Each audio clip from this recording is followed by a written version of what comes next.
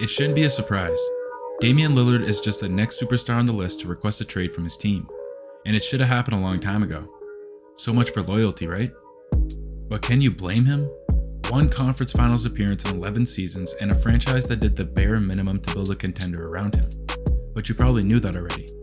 What you probably didn't know is that this trade request is just another step to losing control of players in the NBA. Right?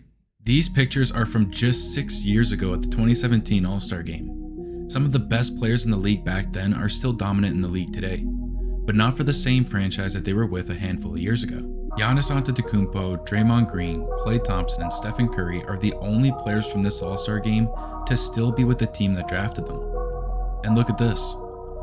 This is how many teams each player has been on in the last 6 seasons. Apparently, it takes great loyalty from your superstar player and a title, or a dynasty that wins 4 championships in 8 years to keep an all-star caliber player on your team. Is there a singular individual that could be blamed for all the player movement that we've seen in the NBA for the last 5 years? LeBron gets torched for starting this whole player empowerment era, and whenever a player requests a trade, a big talking point is about how LeBron started this and it's all his fault. But the truth is, it isn't. Love him or hate him, LeBron does it the right way. He doesn't start pouting or gaining weight during the middle of a season, or demand to be moved when the team is a top seed in their conference and hunting for a championship. LeBron gives it all he's got to the team he's on, and after fulfilling the contract that he signed, he makes a decision to return or go to a different team that's better suited for his needs. The NBA is a mess, and there isn't a singular individual that could be blamed for all the madness that's going on. We hear so much about how this new era of stars in the NBA are ruining the league by constantly requesting trades. But if it wasn't LeBron, when did this era of trade requests and player freedom begin? It must have started in 2007 when Kobe requested a trade from the Lakers. Or further back in 2006 when Allen Iverson demanded to be shipped out of Philadelphia. No. The era started in 2004 when Shaq asked to be traded from the Lakers, in the same year that Vince Carter asked to be moved from Toronto. Or was it in 1999 when Kobe first wanted out of LA? Or in 1997 when Scottie Pippen was fed up with Bulls management and wanted out of Chicago? No, the era started in 1981 when Magic Johnson requested a trade from the Lakers. Or actually, was it in 1974 when Kareem demanded to be moved from the Milwaukee Bucks? No, it had to be in 1968 when Wilt Chamberlain demanded to be traded from Philly to the Lakers. The truth is, there's no specific date that this era started. The NBA has had a long history of star players requesting trades, and the league has thrived throughout it. There's no reason why it would change now, especially recently. In the last 6 seasons, the NBA has had numerous trade requests from all-star and superstar quality players.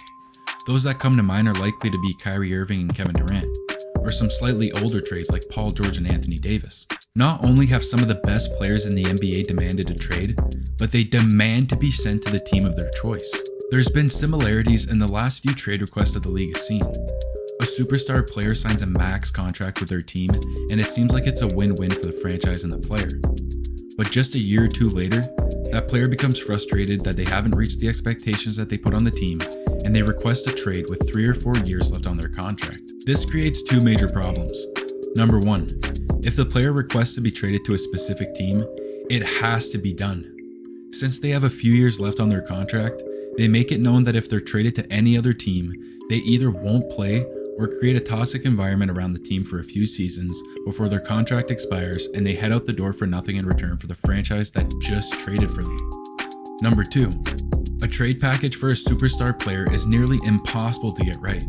The closest return to a fair deal that I can think of would be the KD trade. Brooklyn got back 2 all-star caliber players in Mikal Bridges and Cam Johnson, alongside a handful of picks in Jay Crowder. But this is Kevin Durant. You know who I am. Y'all know who I am.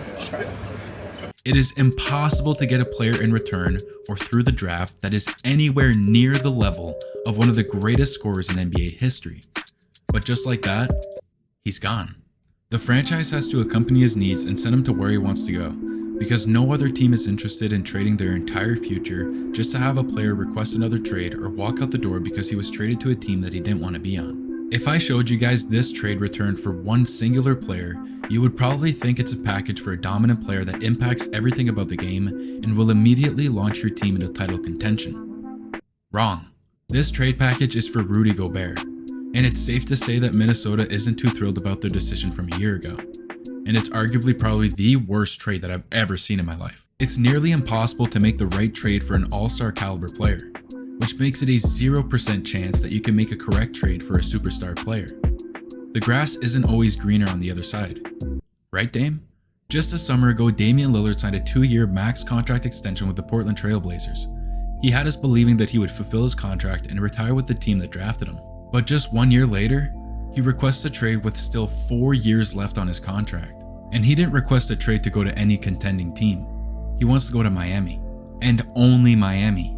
He and his team have made it very clear to other teams that if they try to trade for him, it won't go over smoothly.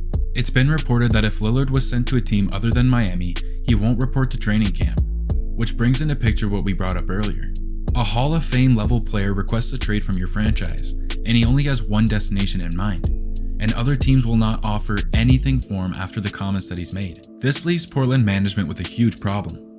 They don't want the return that Miami is offering them. They aren't high on Hero or anyone else that the Heat has to offer. This means that it's very likely that when they eventually send Dame away to Miami, the return will not be anywhere near the level it should be, even if another team was involved in the trade. Which begs the question, does Damian Lillard deserve to have his needs met? There's only one right answer. Yes. Dame has poured his blood, sweat, and tears into this franchise. He brought excitement and success to a city that wouldn't have any of that if it wasn't for him. He stayed when the team was at its lowest in any attempt to help Portland succeed in hopes of eventually reaching the mountaintop. But the front office made moves that didn't represent those same feelings, which leads us to where we are today. He wants out, and he should be shipped to wherever he wants to go. He's earned that. But will he?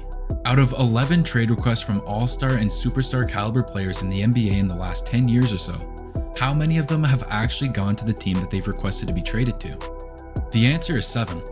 Just over 60%. Paul George was granted his wish by the Thunder when he wanted to join Kawhi on the Clippers in 2019. Kyrie got sent to his preferred destination in Boston when he requested a trade from the Cavs, but when he demanded out of Brooklyn, he said that his preferred destination would be on the Lakers and back with LeBron. But instead, he got sent to Dallas to join Luka. When Kawhi requested a trade, he hoped to go to sunny LA, but was instead sent to cold-ass Toronto, but I think it worked out pretty well. Anthony Davis did his best to force his way out of New Orleans, and it worked. He got his wish and was sent to the Lakers. For Mr. Trade Request himself, he demanded to go to the Nets, which happened, but it was catastrophic. He then requested out from Brooklyn and wanted to go to Philly, which worked out well because of the whole Ben Simmons thing. And now finally this year, he opted into his contract. And then demanded a trade to the Clippers. When Kyrie left Brooklyn, Kevin Durant wanted nothing to do with that cursed franchise anymore.